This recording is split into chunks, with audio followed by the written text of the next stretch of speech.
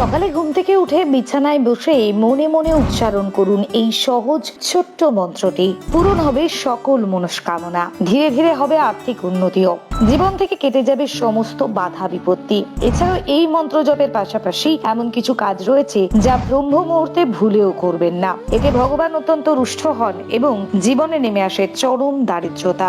দেখুন, সনাতন ধর্মে ব্রহ্ম মুহূর্তের বিশেষ মাহাত্ম্য রয়েছে। দিনের সবচেয়ে পবিত্রতম মুহূর্ত হলো এই ব্রহ্ম মুহূর্ত। শাস্ত্র মতে সূর্যোদয়ের আগে ঠিক 1 ঘন্টা 36 মিনিট সময়কালকে বলা হয়ে থাকে ব্রহ্ম মুহূর্ত। এই সময় সৃষ্টিতে দিব্য শক্তির সঞ্চার সব থেকে বেশি হয়, তাই এই সময় যে কোনো প্রার্থনা করলে তা সহজেই সফল হয়। এই সময় ঘুম থেকে ওঠাও সবচেয়ে বেশি লাভজনক। কথিত রয়েছে ব্রহ্ম মুহূর্তে ঘুম থেকে উঠে বিশেষ 3টি মন্ত্র উচ্চারণ করলে খুব সহজেই প্রসন্ন হন পরমাত্মা ভগবান। ঘুম থেকে উঠে শুদ্ধ মনে অন্ততপক্ষে 21 বার এই মন্ত্র আপনাকে একটানা জপ করতে হবে, তাহলে পূরণ হবে আপনার সকল মনস্কামনা। তবে কিভাবে জপ করবেন এই মন্ত্রগুলি, কি কি বিধি নিষেধ রয়েছে, চলুন বিশদে জেনে নেওয়া যাক। ব্রহ্ম মুহূর্তে উচ্চারিত প্রথম মন্ত্রটি হলো ওং হুং ফট।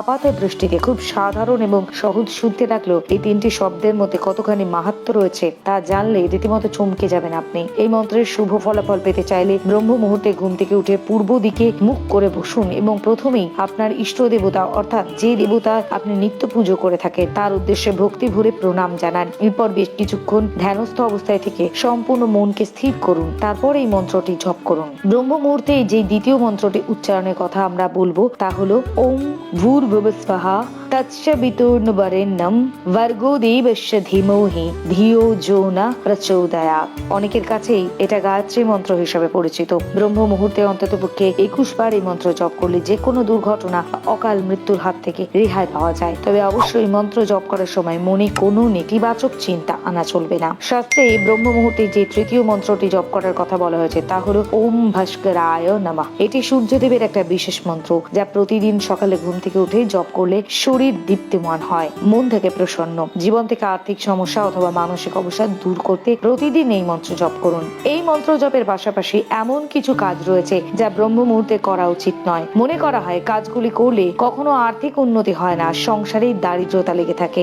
1. খাবার খাওয়া। ব্রহ্ম মুহূর্তে কখনোই খাবার খাওয়ার মতো ভুল করবেন না, এটি আপনাকে চিররুগ্ন করে তুলতে পারে। 2. দুর্ব্যবহার। ব্রহ্ম মুহূর্তে ঘুম থেকে উঠে কখনোই কারোর সাথে খারাপ ব্যবহার করবেন না, এতে ঈশ্বর অত্যন্ত রুষ্ট হন, ব্যক্তির জীবনের দারিদ্রতা নেমে আসে। 3. নেতিবাচক চিন্তা ভাবনা। সকালে ঘুম থেকে উঠে অর্থাৎ ব্রহ্ম মুহূর্তে আমরা যে ধরনের চিন্তা করি তার প্রকাশই আমাদের জীবনের লক্ষ্য করা যায়, তাই এই সময় সর্বদা পজিটিভ চিন্তা করুন, মনে কোনো রকমের খারাপ ভাবনা আনবেন না। 4. করতল দর্শন। ব্রহ্ম মুহূর্তে ঘুম থেকে উঠে কখনোই বিছানা থেকে সরাসরি মাটিতে পা দেবেন না, বরং তার জায়গায় প্রথমে ধরিত্রী মাতাকে প্রণাম জানান এবং করতল দর্শন করুন। হিন্দু ধর্ম এবং শাস্ত্র অনুযায়ী এই সময় করতল দর্শন করে মন্ত্র জপ করলে দেবী লক্ষ্মী, দেবী সরস্বতী এবং ব্রহ্মদেবের আশীর্বাদ লাভ করা যায় সহজেই।